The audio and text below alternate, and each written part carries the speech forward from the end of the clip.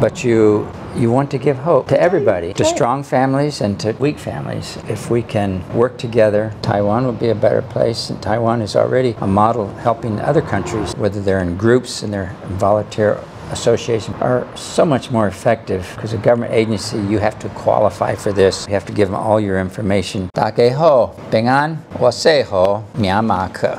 这是阮随某，阮是美国来台湾，为着要传达祝福，所以阮真欢喜，买当做台湾人。我是何路德，实在阮在台湾待已经40年啊，而且生3个囡仔，看到因伫车平平安安大汉，实在大家人都感觉台湾人是阮的家庭，感谢大家。Diabo.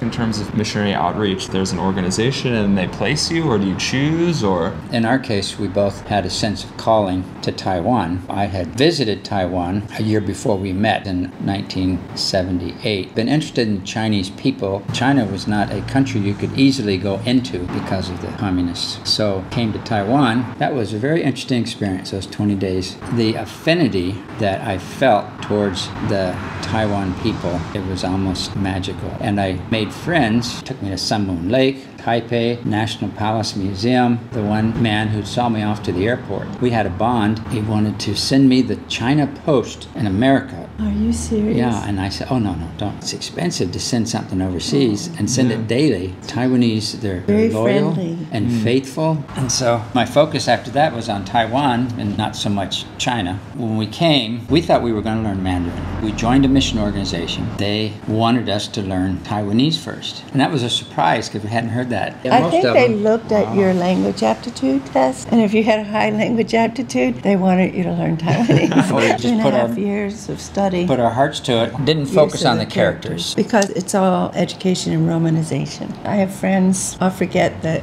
they're in Taipei, and I'll be speaking Taiwanese, and she says, I don't understand what you're saying. The funny things that we would say would bring a laugh, like he introduced me as his big wife because I'm taller. That has other connotations. If you say, Oh, that means like maybe second wife? Right. Say, this yeah. is Maybe there is a second wife. Taiwanese say, 我家没人跟你讲. 没人跟你讲. Yeah, what does that mean? We don't say that. Oh. We don't say that this is your big wife. Do people, when you talk to them, like, are they blown away when you speak Taiwanese? Sometimes we blow them away. The proper response is ki kam, which means I wouldn't dare take the honor. It is helpful to learn a little Taiwanese or a little Hakka. People will invite you to their home. You will make a good friend. When we first came to Taiwan, I was lonely for a friend. Then I met Lydia Ole Guan. She had contracted polio from a bad batch of vaccine. 10 months flat on her back with rods put in her spine. Pretty suicidal. And over the next 6 months, had the opportunity to pray together, and God gave her hope. Her life just turned. Been friends for 40 years now. Just about, yeah. Wow. So you guys came here with 2 kids and then had a few more. We did. We had 3 more children born here. So Mark would say that the soil in Taiwan was very fertile. It was all good experience. We've been very blessed by the good health care here. We didn't use it very much for many years. Now we realize it's quite significant. Taiwan is rare in the world to have such good medical care. There was a nurse that delivered Francis, right, because the doctor didn't make it on time. It's like middle of the night, in between shifts or something? Actually, it was in the middle of the afternoon. My only afternoon baby. But Luke able to receive Luke that was baby. born at Veterans Hospital on Chinese New Year's Day. Oh, yes. We were hoping to be 29, the first because the first one was 1987. for free. If you're born, There. the first Free? baby Would have born been free. in the new year, But he the wasn't the hospital would first. give you a free delivery. When the baby was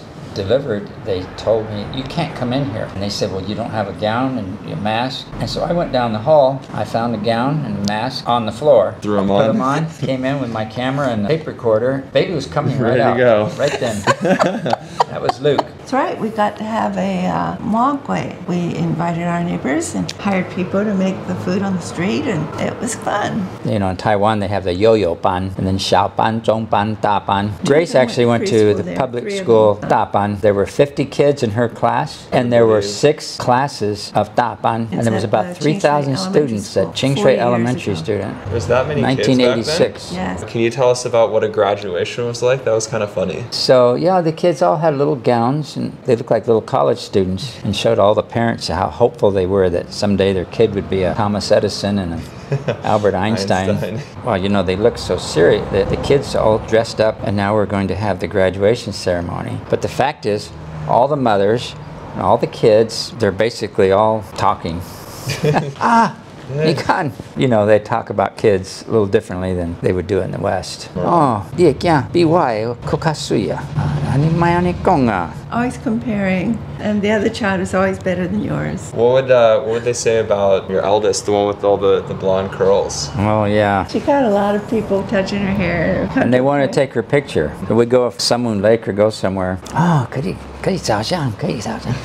Yeah. But kids don't always like to have their picture taken. One day I just told Grace, next time someone asks, just tell them, 是块钱. The next thing you know, she was smiling and take their money. Yeah. And the parents didn't think that we would actually let her keep the money. But she did. She did. I mean, if you want her to smile in the picture, you got to give her some money. Were there any kind of challenges trying to have a family abroad, or did you guys ever think about going back to the States once you guys had 5 kids? You know, we've never questioned being here, which is kind of amazing. It's felt like home. 在台湾就方便，现在台湾要去倒位，会当坐车、骑铁马、桥倒摆，还是坐高铁哈。啊，若要吃饭，嘛是真方便。四过有人开餐厅，啊，若要去办代志，啊，要去看病，还是要去佚佗，啊，足济机会嘛足方便。I think probably when we're most tempted to go is in the heat of the summer. Every time we go home to America, we put on weight, and people will see him and say, you know, Pastor, you need to exercise. So coming back, that's always what we spend the next year doing, is trying to lose weight and exercising. Can you tell us your Cookie Monster story? Oh. I was jogging, not for my morning jog. Tried to be incognito, but it's kind of hard when you're a big American. I got teased by some junior high girls. You could tell the girls had practiced her English. She says, "Ooh, look, Cookie Monster, uphill, uphill." I thought, I wasn't going up. I don't remember going uphill. This is something I was curious about because I rarely meet people who've been here for like 40 years. Were there any other remnants of martial law when you guys first got here? For some reason, people were asking us if we were CIA. Really? We had that question when we went places as a mission. We had to make sure we had our ID and register with them. And I'm not sure we have to do that anymore. We did hear from other missionaries. We don't know if the government, they have informants to come to your church and then to report back to the government if anything was said that was suspicious. He mentioned one guy. His father was a military general. I used to have Bible studies with him. If it happened now, I might ask questions or something. At that time, we had Chiang Ching-kuo was the president, and he was a teddy bear type. He wasn't anti-Taiwan, because we had heard that there was what they call mainlanders, or more often, the husband was a mainlander, and he married a Taiwanese. They weren't considered to be marrying equals. There was a time where mainlanders had the upper hand in jobs, government jobs, and they were the educated and the successful businessmen that came over from mainland China. And then the soldiers, all these soldiers, they weren't necessarily educated, but by the time we were here, they were the old mainlanders. And they had communities, they were subsidized housing, or they had lots of benefits that maybe other Taiwanese did not. Economically,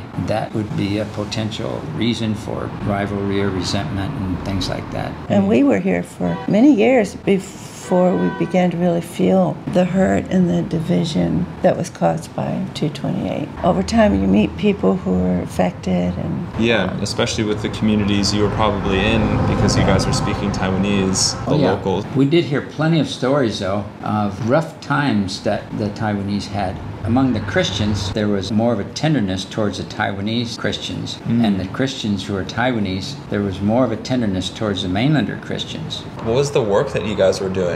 Do you mind describing what your involvement in the community was? Well, we're missionaries. Our calling is that we are here to make the Lord's plan of salvation known to people. That means working with the churches. It also means taking initiative when there's a need and you can help.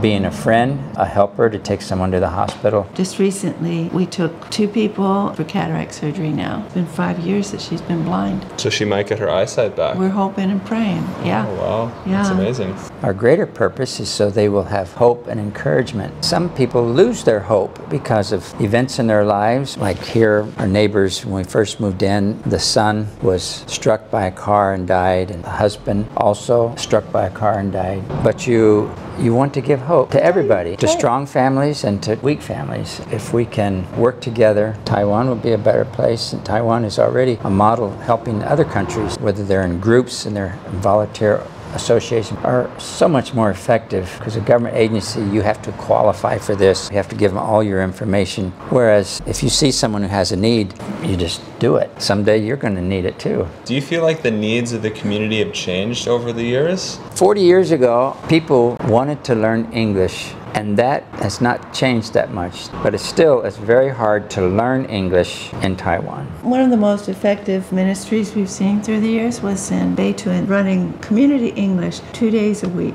That really blessed that community. So that's something that I still have a dream of, recruiting English teachers to just come to teach within the community 2 days a week, not just 1 day a week. At some point you caught wind that you could become Taiwanese citizens.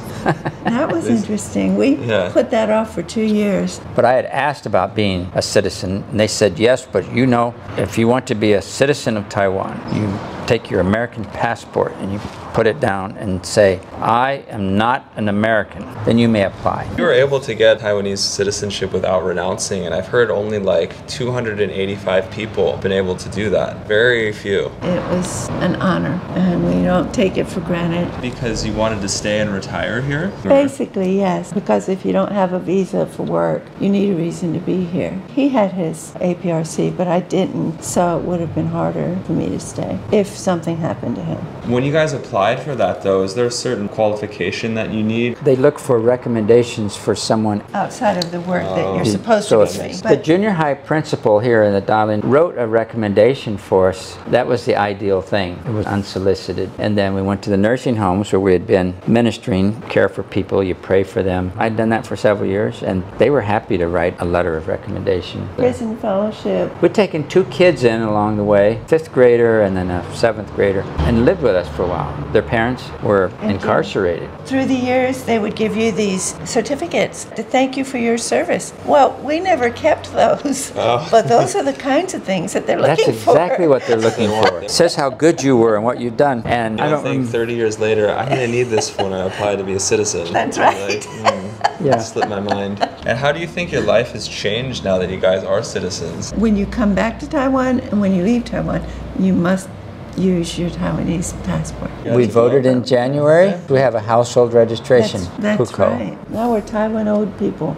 We get half price for the high-speed rail. And they even come and give us a money gift. A bonus for something. They like to bless their old people. So I'm proud and grateful to be Taiwanese. Since you've been here, you've seen a lot of people come and go. What is the most difficult part of trying to integrate into Taiwanese society? And you guys have been able to do it on a very, very deep level. If you bring your family and you want to integrate into the community, you need a certain attitude, endurance, generosity, lack of criticism. You say, well, this is not the way we do it in my culture, but this is the way we do it here. Well, you want to buy bread, you want to buy something, but it's something that they don't normally have. I remember when I found out you need deodorant, they said you need to go to the doctor. You have a problem? The people are playing loud music next door. Maybe the dogs are always barking. They didn't bother you before, but they begin to bother you. You can tell you have culture shock when you become cynical. So you have to learn to develop a generosity and give people the benefit of the doubt. If you leave the door open, some people, they just come walking in. I had one guy last week, he came in our back door, and I says, no. 30 years ago, if that happened, and your wife was home alone, even if it's an old person, it's still,